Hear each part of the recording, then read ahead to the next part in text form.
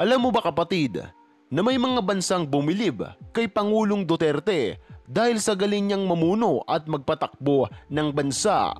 Kung dati kulelat ang Pilipinas, ngayon ay unti-unti na itong bumabangon dahil sa tulong ng Pangulo at mga kawani nito. Gusto mo na bang malaman ang 6 na pagbabagong ginawa ni Duterte na ikinatuwa rin ng mga presidente ng ibang bansa? Dahil ito yung mga bagay na simpleng hindi nagawa ng mga dating Pangulo. So tara, simulan na natin. Number 6, Pasig River o mas kilala sa tawag na Ilog Pasig. Ang ilog na ito ay ang kumukonekta sa Laguna de Bay at Manila Bay. Makikita sa Pasig River ang isang tulay kung saan ito ay binansagang Jones Bridge na nagmula pa sa pangalan ng taong nagpatuyo nito na si William Jones. Ang tulay na ito ay ginawa pa noong 1919 kung saan pagkalipas lamang ng mahabang panahon, ito ay naging madumi, mabaho, ginawang tapunan ng mga basura, dumi ng tao, patay na hayop at iba pa. Sa dinami-dami ng pangulong dumaan sa bansa, alam mo bang tanging si Duterte lamang ang nakapagpalinis nito? Hindi lang basta malinis dahil magpasa hanggang ngayon na maintain ito ang kalinisan ng Pasig River. Neto ang nakaraang taon, nagpatupad ang pamahalaang gobyerno na linisin ang Pasig River kung saan gusto nilang ibalik ang dating ganda nito. Ang programang ito ay tinawag nilang Clean Up the Pasig River, kung saan makalipas lamang ang ilang buwan na numbalik ang ganda at sigla ng ilog na ito. Pati na rin ang nakatayong tulay dito ay gumanda. Salamat kay Pangulong Duterte at sa mga taong nagpresenta na linisin ang ilog na ito. Maraming mga turista ang natutuwa sa tuwing makikita nila ang Pasig River na malinis at maganda. Number 5, Manila Bay. Isa ito sa pinakasikat at kontrobersyal ngayon dahil alam mo bang sa paglinis at pagpapaganda ng Manila Bay marami pa ring mga tao ang tutol sa mga ito. Isipin mo kapatid, nililinis nila at pinapaganda ang Manila Bay tapos may mga makikita kang tao sa gilid na nagpoprotesta na kesyo wag daw unahin yon, wag daw unahing pagandahin ang Manila Bay dahil dudumi din naman.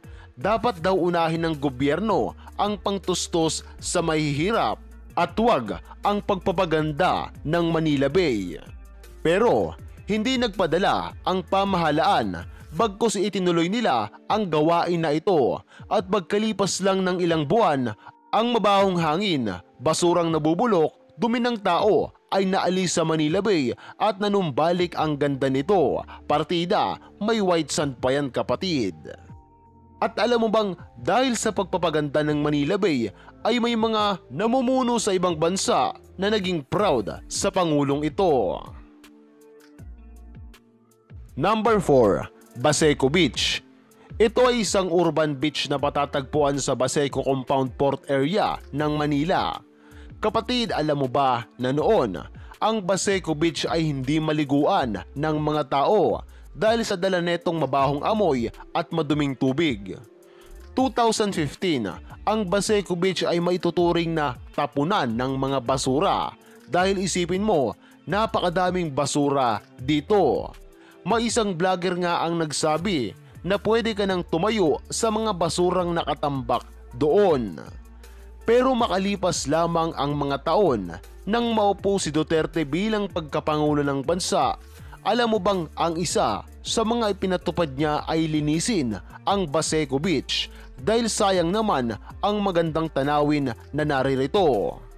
At yun nga, nagtagumpay silang ibalik ang ganda at sigla ng Baseco Beach.